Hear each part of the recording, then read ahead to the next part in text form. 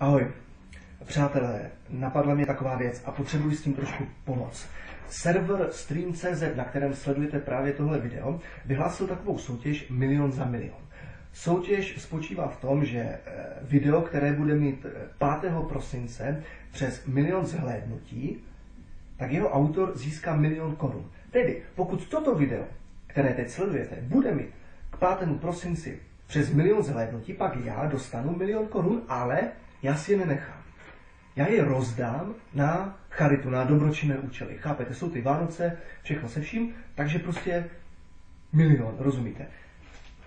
Napsal jsem si konkrétně, na co všecko ty peníze budou rozděleny. Krtek, nadační fond dětské onkologie, Neslyšící bez naděje, to je projekt audiologického vybavení školy pro neslyšící děti v Srbsku, nebo konto Matěj, možná si pamatujete ten případ, kdy malý 3letý kluk šel na v uvozovkách banální operace, ale po těžkých komplikacích nakonec skončil jako těžce postižený. Nebo farní charita Beroun, kde vybavují speciální ubytování pro matky s dětmi, které se ocitly v těžké hmotné nouzi. Po případě dále klubíčko Beroun, což je zase podpora rodin pečující o blízkého se zdravotním postižením. A v neposlední řadě nadační fond Klíček, což je hospic pro nevyléčitelně nemocné děti. A na všechny tyhle projekty bych přispěl penězi za to, že toto video uvidí 1 000 000 lidí. Nebo že bude mít 1 000 000 zhlédnutí. To je dobré, ne? Vlastně vás to nic nestojí. Vás to stojí jenom ten čas, který teď trávíte tím, že se na toto video díváte.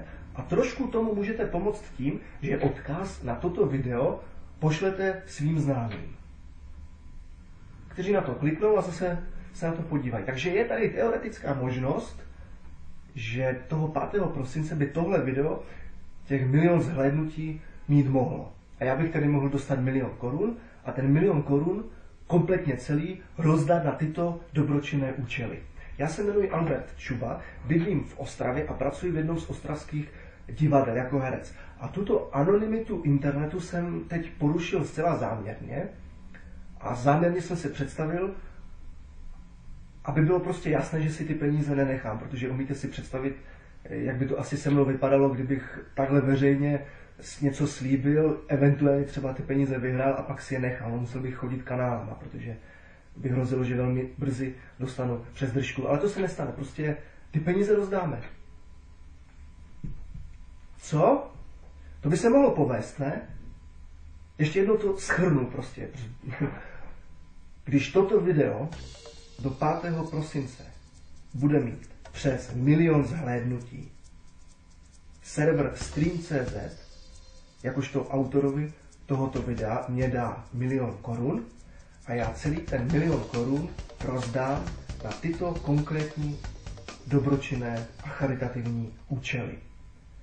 A další vtip je v tom, že pokud se to všechno povede, tak já potom tady na stream umístím další video, ve kterém vám konkrétně ukážu, co přesně se za ty peníze pořídilo. Jaké pomůcky, jaké vybavení, prostě všechno to uvidíte.